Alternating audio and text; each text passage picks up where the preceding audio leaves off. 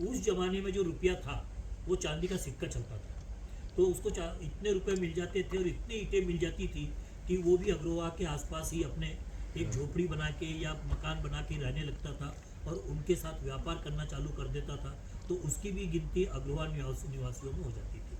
तो इस तरह अपने अग्रसेन जी महाराज ने एकता, समानता का और भाईचारे का उदाहरण दिया था। जब अपने अग्रसेन जी महाराज के विवाह का समय हुआ तो उनका विवाह नाग कन्या माधवी से होना तय हुआ। तो उस कन्या को देखकर अपने भगवान इंद्रराज जी जो बरसात करते हैं वो उस पर मोहित हो गए और उन्होंने कहा ये नाग कन्या से तो शादी मैं करूँगा। लेकिन जब नाग कन्या ने मना कर दिया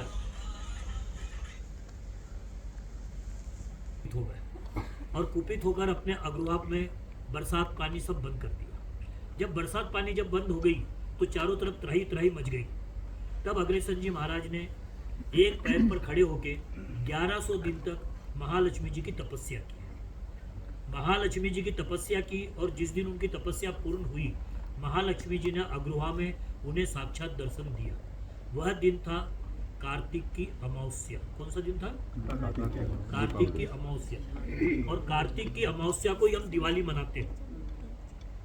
तो माता रानी ने उनको आशीर्वाद देके कहा कि तेरे 18 जो गोत्र है, इस गोत्र में जब तक मेरी पूजा पाठ होते रहेगी तुम्हारे इन किसी को भी धन धान्य की कमी नहीं होगी। तो महाराज जी ने कहा कि भाई ये तो आप आशीर्वाद मुझे दे रहे हो, बाकी समाज के और भी जो 36 कौम के लोग हैं उनके लिए भी कुछ आशीर्वाद दीजिए। तो लक्ष्मी जी ने ये आशीर्वाद दिया कि 36 कौम में भी जो भी कार्तिक की अमावस्या को दीपावली बोल के मनाएगा उस पर भी मैं प्रसन्न होंगी। इसके अलावा वो लोगों में जो भी मेरी नियमित पूजा करेगा तो जैसे आप लोगों का धन्य धान्य भरपूर रखती हूँ उसी तरह उनका भी रखूँगी। तो उस दिन से ये दीपावली पर्व मनाना चालू हुआ, ये हमें अग्र भागवत से मालूम हुआ। अब इसके अंदर एक सबसे बड़ा प्रश्न ये है कि अपने बाप दादा अपने को जो बता के गए हैं वो ये कहते थे कि भाई उस दिन राम जी और सीता जी वनवास से लौटकर आए करके हम दीपावली मनाते हैं। ये भागवत कथा जो अपनी अग्र भागवत जो अपने को मिली उसके द्वारा मैं एक छोटा सा प्रश्न करता हूँ, गुस्ताखी माफ करूँगा। अगर हम राम सीता के उपलक्ष्य में ये त्योहार मनाते हैं तो दीपावली वाले दिन कितने परिवार हैं जो राम सीता की फोटो रखकर पूजा करते हैं? सही बात है। उस दिन लक्ष्मी जी की फोटो रखी जाती है और उसके साथ में गणेश जी को रखा जाता है कि कहीं विघ्न ना आ जाए, क्योंकि गणेश जी को शंकर भगवान की शादी में छोड़ के चले गए थे तो उनका पहिया धस गया था। तो गणेश जी को सर्वप्रथम मनाना जरूरी होता है, इसीलिए लक्ष्मी जी की पूजा में गणेश जी को रखते हैं। और सरस्वती जी का को ये वरदान था कि भाई तुम जिसके भी मुख पर बैठोगी या जिसके साथ भी रहोगी वहाँ कोई कमी नहीं रहेगी। तो उस हिसाब से हम गणेश जी, लक्ष्मी जी, सरस्वती जी की पूजा करते हैं। और जो अपने राम जी जो है, सीता जी माता जी जो है, उन्होंने रावण से युद्ध करके उसका वध, जो रावण का वध है वह अपने दशहरा वाले दिन किए थे करके वो दशहरा का उत्सव हम लोग मनाते हैं। और हो सकता है कि उसके 1-2 दिन आगे पीछे जो भी है वो वहाँ पर पधारे। लक्ष्मी जी सतयुग से ही पूजा होती आ रही है। हाँ। त्रेता युग में राम जी भी उसी दिन आए थे। उसी दिन आए थे। तो ये एक सीक्वेंस ही है, एक सीक्वेंस ही लेकिन होगी। पूजा लक्ष्मी जी की इसीलिए होती है, वो सतयुग से चली आ रही है। तो इस तरह से लक्ष्मी जी की जो चली आ रही है। और फिर जो अपने गोत्र में अपने दादा परदादा यानी 5170 साल पहले अग्रसेन जी महाराज जो हुए थे उनके द्वारा जो अपने परिवार में दादा परदादा से चली आ रही है, तो उसको देखते हुए ही अपना अग्रवाल वंश जो है हर चीज़ में आगे रहा है। चाहे किसी की सेवा करना हो, अस्पताल बनाना हो, धर्मशाला बनाना हो, इन सब कामों में आगे रहा है और सेवा कार्य कर रहा है। और जब राजस्थान और हरियाणा में उन लोगों को धंधा पानी नहीं था आज से 200-250 साल पहले, तो जिसको जहाँ जगह मिली वहाँ अपना अग्रवाल भाई पहुँच गया और वहाँ पहुँच के अपना धंधा पानी चालू किया है।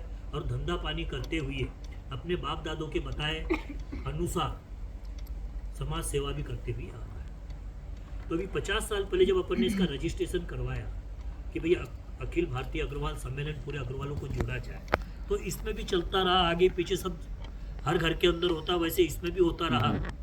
इसके बाद में अपन ने अग्रोहा शक्ति पीठ बनाया। अग्रोहा शक्ति पीठ बनाने के बाद में उसमें अपन जगह लेके पहले अपने अग्रसेन जी का एक मंदिर और उसके साथ में उनके 18 पुत्रों का एक मंदिर बना है। और वहीं पर फिर अपन ने लोगों को साथ में लेते हुए, भाइयों को साथ में डोनेशन लेते हुए 120 कमरों की एक धर्मशाला बनाई, ताकि कोई भी कभी भी जाए आराम से ठहरे।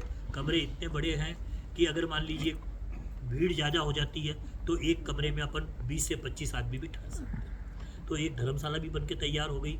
अभी और कमरों का निर्माण चालू है। तो उन कमरों में भी जो भाई अपना सहयोग करना चाहे, कमरा बनवाना चाहे, अपने बाप दादों के या दादा के जिसकी भी स्मृति में बनाना चाहे, वो कमरा बनवा सकता है। तो कमरे के लिए अपन ने 5 लाख रुपये रखा है। अगर उसको सूट में बनाना तो उसके लिए 11 लाख रुपये रखा है। वहीं पर एक तालाब बनाया गया है और उस तालाब के अंदर पूरे भारत देश में जितनी भी नदियां हैं, सब नदियों का जल बुला के उसमें विसर्जित किया गया। तो उसी तरह उन नदियों में अपने आंध्र प्रदेश से भी 3 नदियां थी। एक आपके विजयवाड़ा के पास में, और उसके बाद में आपके राजमंड्री के पास में कृष्णा नदी और गोदावरी नदी, और एक श्रीकाकुलम जिले में भी नदी थी। तो ये 3 नदियों का जल भी हम लोगों ने वहाँ पहुँचाए हैं और ये पूरा नदियों का जल वहाँ पर एकत्रित किया गया। तो वहाँ पर आज हमारे पूर्वज कौन होते हैं? अग्रेसन जी। आज हम अग्रेसन जी की को मानते हैं, 18 गोत्र में मानते हैं, तो वो हमारे पूर्वज हो गए। आज हम लोगों ने जो देखा है ये 7-8 साल में, कई गाँव में मैं गया हूँ, वो अग्रेसन जी को तो मानते हैं लेकिन बोलते हमारे पास तस्वीर है। तो वो तस्वीरों का भी हम लोगों ने बंदोबस्त करवाया है। जितने लोग हैं सबको कहा आप पहले इसके सदस्य बनिए, और फिर उनको तस्वीर भी वहाँ भिजवाए हैं। अब जैसे उदाहरण के बतौर मैं आपको बताऊं कि राजमंड्री और